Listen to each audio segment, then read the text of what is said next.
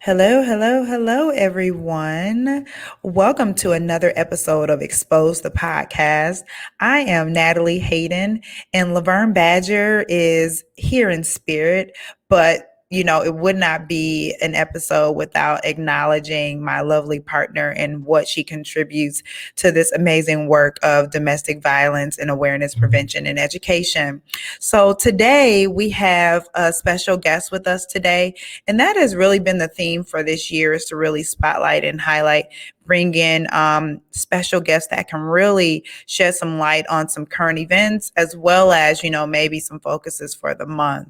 I'm really honored and privileged to have an opportunity to share space with this young woman. I recently just met her. So as we dive into a conversation with her, you'll be learning just as I'll be learning with her. And it really just speaks to the spontaneity of podcasting and the ability to just say, hey, we want to have a conversation with you and learn about you as our audience learns with us. So, once again, guys, I hope you enjoy this opportunity to get to learn our guest, Francesca Hong. And I'm going to go ahead and bring her on. So help me welcome Francesca Hong. Welcome, welcome, welcome. Thank you, Natalie. I am so stoked to be here today. Thank you for sharing space. Absolutely. Thank you so much. So let's go back to last week. Last week here in Milwaukee, Wisconsin, we were down at City Hall and there was a rally. Mm-hmm. And can you tell me, like, what brought you to that space? Why were we there in the first place? Yes, so last week, March 16th, in Atlanta, there were 8 victims of a mass shooting that was also a hate crime. A white supremacist drove across multiple counties targeting Asian women and killed 6 Asian women, and there were 2 others who were victims to his hate as well. And,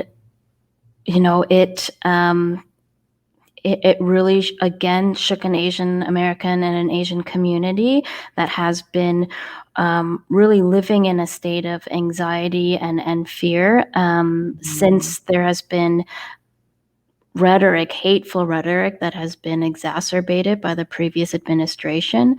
But if it kind of opened up this narrative and this dialogue and more conversation around how Asian Americans have been portrayed in this country, what Asian American identity is in this country, and I think with the rally last week in Milwaukee, and it was more of a vigil.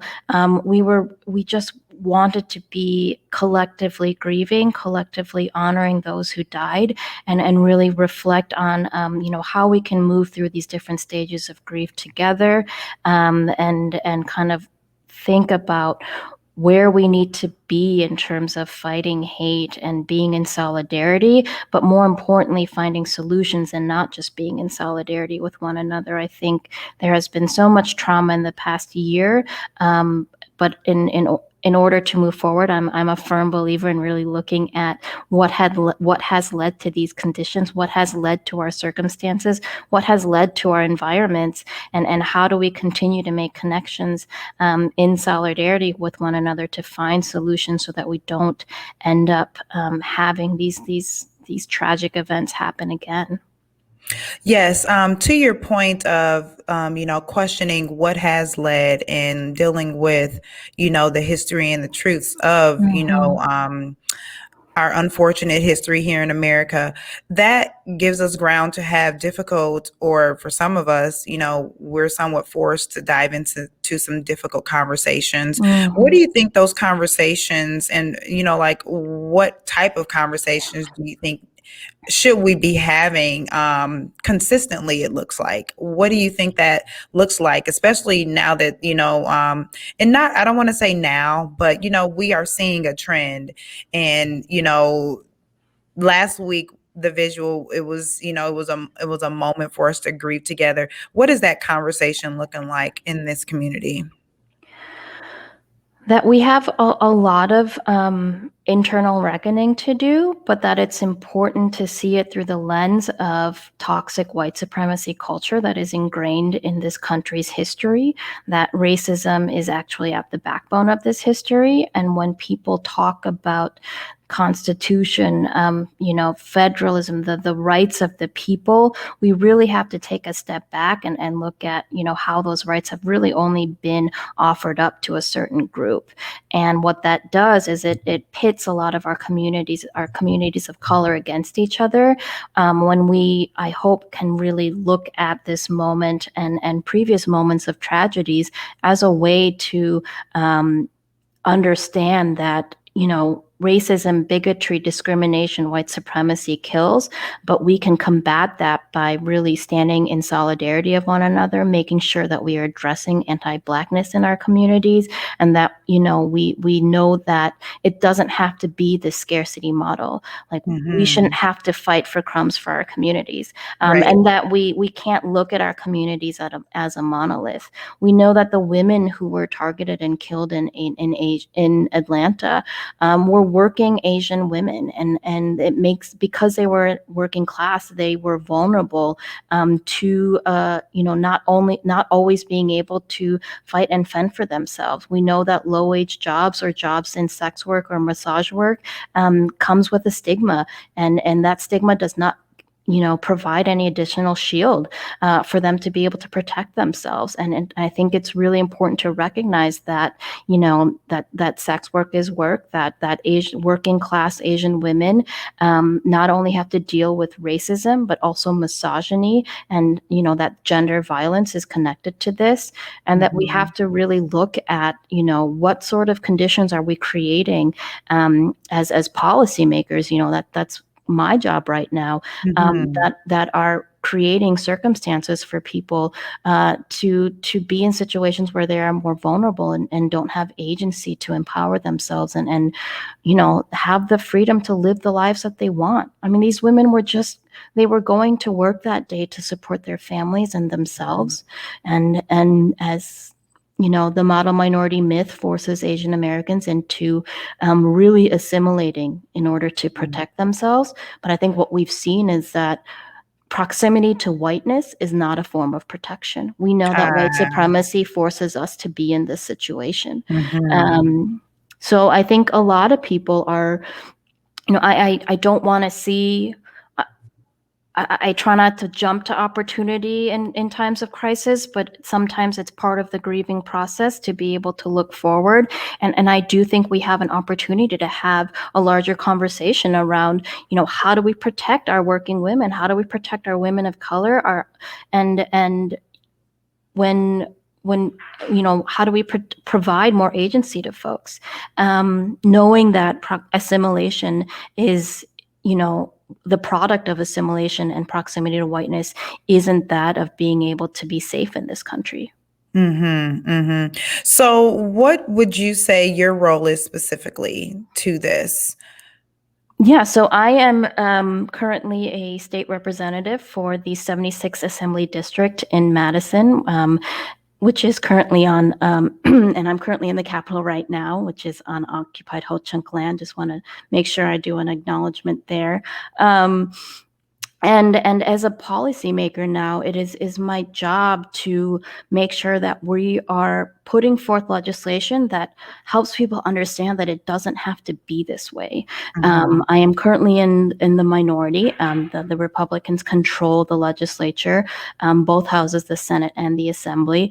And so what that does is it really pushes me to change the culture and the narrative and work an inside-outside strategy, meaning that I need to go back to the activists, the grassroots organizations, the community, and make sure that I am not being their voice, but that my role is to amplify their voices. I think too many politicians are co-opting and thinking that they have to speak for others who don't have a voice, but really I think you have to step back and say, no, it is our job to use this platform to help others amplify their issues. That storytelling, those experiences experiences of people in the community will never compare to me spewing, policy talk on a debate. It is those stories, because we are all humans. It is those stories that are most powerful. And I think our Mhm. job as policymakers, as politicians, is to amplify voices of the community, not try to listen to ourselves talk all the time.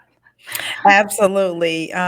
Thank you. So I am just learning that you do play a role in the Capitol. And so I just want to be clear that I am not, as a disclaimer, that Exposed to Podcast is not persuaded one way or the other. And this is just simply a conversation. When I saw Francesca, I was just simply moved by her energy, by her compassion, and the fact that we are here, we're one voice, and sometimes that one voice is overshadowed by, like some of the things that we see on the outside, but we want to cast all of those things to the side and just really move forward as a unit, and really just band together. One thing that I did see amongst the crowd was a lot of diversity, and Mm-hmm. that really just moved me. There were many people from all walks of life, and we've witnessed that even throughout last year with all of the unrest, and we're still moving in that way. So we want to continue to amplify, like you said. There are so many grassroots organizations. Are there any specifically that you can think of that you have worked with that you would like to sort of recognize at this moment that is doing the work? I mean, there are so many amazing organizations here in Madison, and then they do have a satellite in Milwaukee as well. Freedom Inc. has done amazing work for Southeast Asia to empower Southeast Asian women to combat gender violence and white supremacy, and really, I think they are the example of Asian Black solidarity, Mm. and really the history of Asian Americans and Black Americans fighting together is actually is rooted in the civil rights movements. I think Yeah. there were a lot of Asian Americans who were inspired and uplifted by seeing that, and we when I talked earlier about white supremacy really pitting communities against each other, I think back to what happened with Latasha Harlins and Rodney King, and then the LA riots, and what happened with the Korean community and Black community there, and I think that was a product of conditions where people were living that were not suitable, perpetuated poverty and crime, and Mhm. really led us to be put against each other. But we saw at the vigil in Milwaukee, where we're seeing all across the country, that this is a movement for a multiracial, multi-ethnic country that stands empowered by one another, as opposed to trying to oppress one another. And Freedom Inc. has done amazing work, as well as our university students here. The UW BIPOC Coalition put together a rally in less than 24 hours, in which they had speakers from powerful speakers from the community come out. I was glad I went first, and I didn't have to follow up on a lot of the amazing students who spoke about their experience as Asian Americans in this country. Mhm. So UW BIPOC Coalition does amazing work. Here, we also, Urban Triage has done phenomenal work in terms of uplifting and providing agency for Black communities in Madison.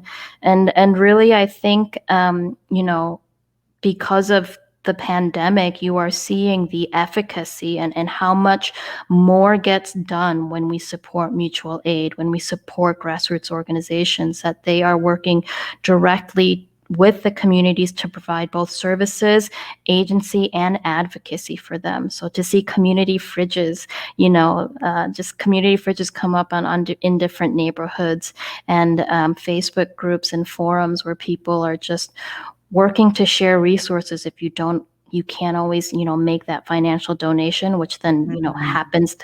has to go through more hoops to be able to get to someone. um, Right. People rooting themselves in mutual aid and community, I think is really, I hope, continues to kind of spread into policymaking, and we can see the actualization of communities supporting one another in that. Absolutely. One thing I have noticed is what's manifesting before us is just this collaborative effort. Yes. And it is a beautiful thing, like no one is afraid to say based off of anything. We're just saying, hey, I see something that we could benefit and you can benefit from us. And let's bring those resources together. And I think as the momentum continues, we are, we'll see the needle move forward. So I'm really excited about that. I am a person that likes to see the glass half full, Mm, but I like to also call a thing a thing. And I yeah. also like to recognize and say, okay, what's the action that we're going to take and move forward? If you could give us the community that, anyone that you want to, even if it's someone that may struggle with white supremacy. What are some three action items that we could do to maybe fully understand each other a bit more as we're doing this work together, or Yeah. to, like just push the agenda ahead? I think the first thing is recognize that there's a responsibility you have as a bystander, and that bystander training exists. And when we talk about that, we're saying take responsibility in your interpersonal relationships. When you hear your friends or your family, or even in the workplace, things that don't quite sit well with you that you think might be Mhm. racist, speak up. It's really important. We're social human beings, and if we don't have more conversations, or at least make our opinions known that that's not okay to say, we won't progress, and we won't be able to start changing behaviors and the way people think. So I think no longer being a bystander, taking responsibility for those interpersonal interactions is really important, because sometimes microaggressions can be even more harmful than the most direct rhetoric that you might hear. And I Mhm. know that microaggressions really drives people to feel imposter syndrome, to doubt themselves, and we should be empowering one another. The second thing I would say is hold your elected officials accountable. They need to hear from constituents. Not a single Republican colleague of mine has signed on to a resolution that condemns anti-Asian hate. And I think that they represent people in this state who believe that anti-Asian hate is wrong. Um, Mhm. so hold your elected officials accountable. Call them, email them, send them letters. It is their responsibility to be a representative and a responsive one, and they won't be responsive if they aren't held accountable by the people. Mm. And then lastly, I would say there are so many different ways to be an advocate. Sometimes it's not everyone can be out in the streets. Not everyone can take time. Folks, especially in the working class, are taking care of their families. They're having to go to work. They're taking care of so many things, and managing, just life can be overwhelming.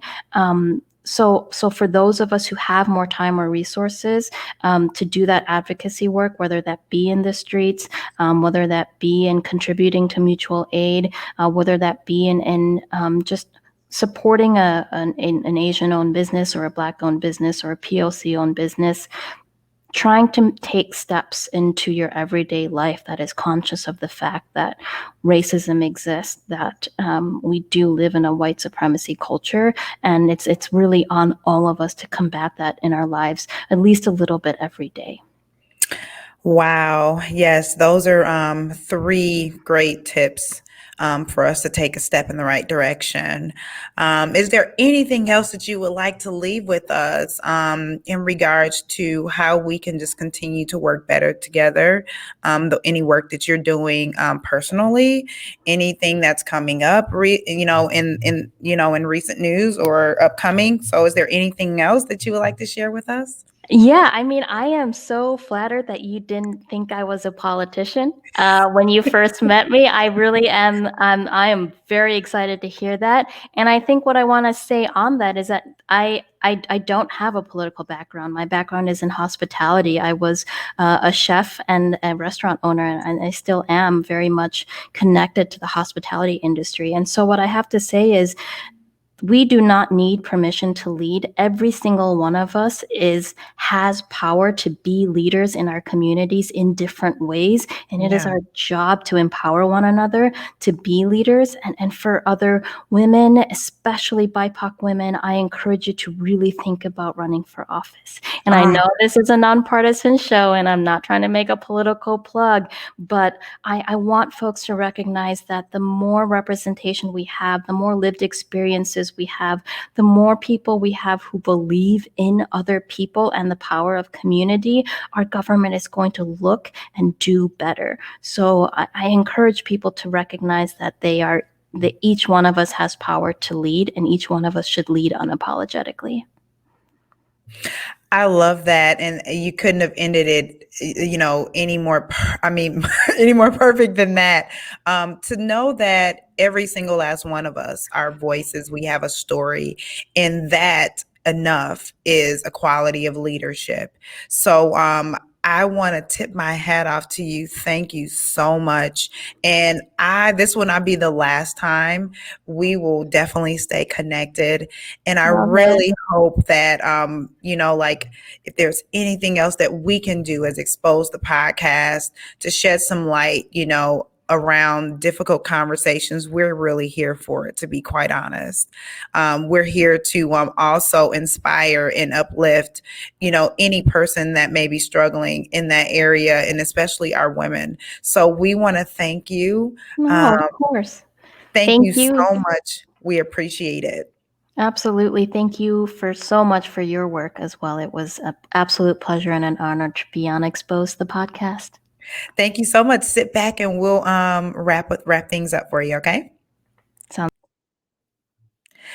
Wow. So that was definitely, it was a brief conversation, but it was so packed with so much information.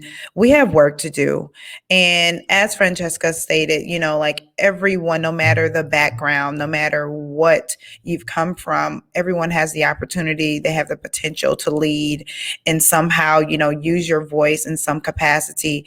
And just really knowing, like not feeling obligated to do everything, but to do something. So we just challenge you to stand with all of us, no matter what background, where you're from, white, Black, Hispanic, Latina, Pacific Islander, anyone, all of us have that ability to make change. And so we really want to thank Francesca for coming in and just sharing with us her experience and ask from us.